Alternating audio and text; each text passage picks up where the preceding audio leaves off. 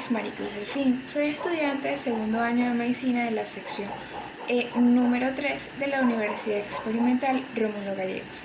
Y hoy les voy a hablar un poco sobre lo que es la concentración y dilución de la orina, los riñones que excretan un exceso de agua mediante la formación de una orina diluida, la cantidad de agua y solutos que tienen nuestros organismos está regulada por los riñones y sus interacciones entre los órganos y sistemas. Esto permite que ajustar los niveles de agua y solutos en todo momento. Es decir, que los riñones pueden determinar si conservan o eliminan una determinada cantidad, ya sea de agua o de soluto. Mediante las necesidades de nuestro organismo se emplean mecanismos que hacen que la orina sea producida y tenga una mayor o menor concentración para que los riñones puedan concentrar o diluir lo que es el líquido tubular y de esta forma variar la cantidad de agua y solutos excretados. De acuerdo con las necesidades de nuestro organismo, interviene el enlace de lo que es la neurona. Para el correcto funcionamiento de las células del organismo, estas deben estar bañadas en líquido extracelular con una concentración relativamente constante de electrolitos y otros solutos.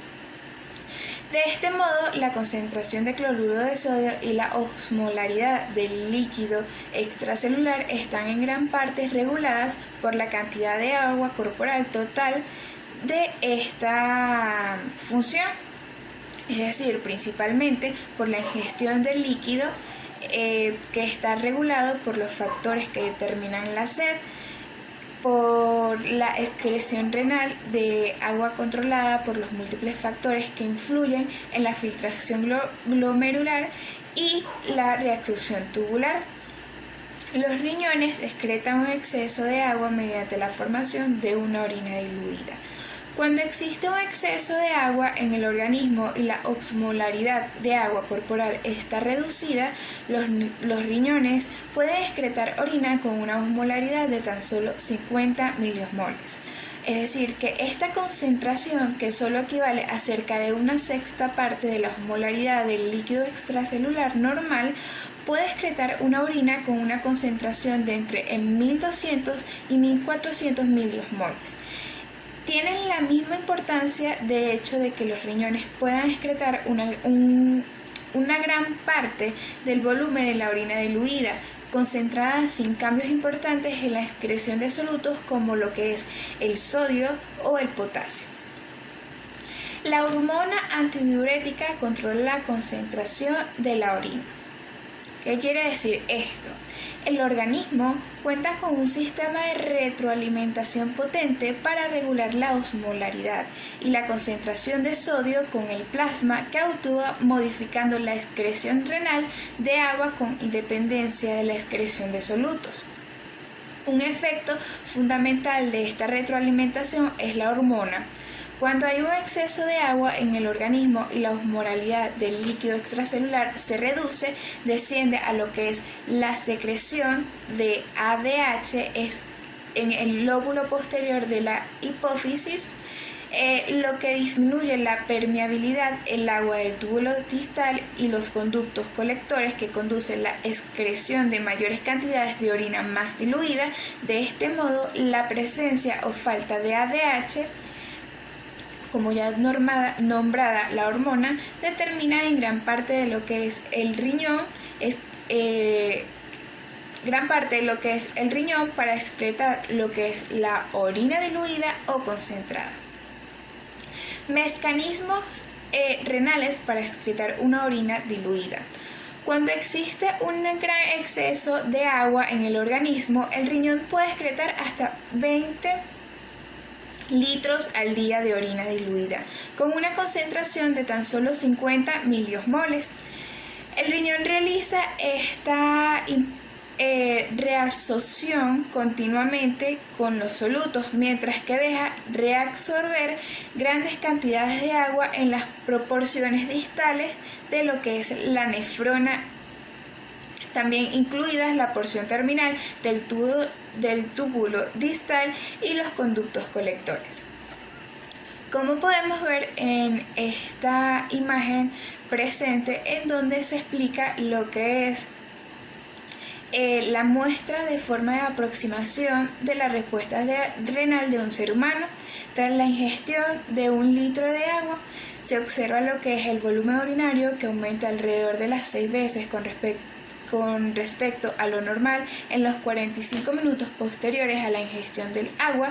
Sin embargo, esta cantidad total de soluto es excretado, es decir, que permanece relativamente constante, ya que la orina formada llega a estar diluida y la osmolaridad urinaria disminuye desde 600 hasta cerca de 100 miliosmoles. Así, tras la digestión del exceso de agua del riñón, libra el organismo el exceso de agua, pero no excreta una mayor cantidad de solutos. Cuando el filtrado glomerular está recién formado, su osmolaridad es aproximadamente la misma de la del plasma, es decir, 300 miliosmoles. Para excretar el exceso de agua es necesario diluir el filtrado a medida que circula a lo largo del túbulo. Esta dilución se consigue mediante la reabsorción de solutos que de agua. Tal y como lo podemos ver en esta imagen, la cual explica lo que es la formación de una orina diluida cuando las concentraciones de hormonas antidiuréticas ADH son muy bajas. Se observa que el asa ascendente de Helen es el líquido tubular que se forma muy diluido. En los túbulos distales y colectores, el líquido tubular se diluye todavía más debido a la reabsorción de cloruro de sodio y a que no se reabsorbe agua cuando la concentración de ADH son muy bajas. La falta de reabsorción del agua y la reabsorción de los solutos dan un lugar de gran volumen a la orina diluida, es decir, que los valores numéricos corresponden a los miliosmoles por litro. El líquido tubular continúa isoosmótico en el túbulo proximal.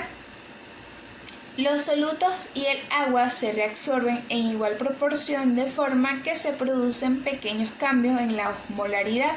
Así, el líquido del túbulo proximal permanece osmótico respecto al plasma, con una osmolaridad aproximada de 300 miliosmoles. A medida que el líquido pasa por lo que es el asa ascendente de Helen, el agua se reabsorbe por osmosis y el líquido tubular alcanza el equilibrio con el líquido intersticial circundante de la médula renal, es decir, que es muy hipertónico.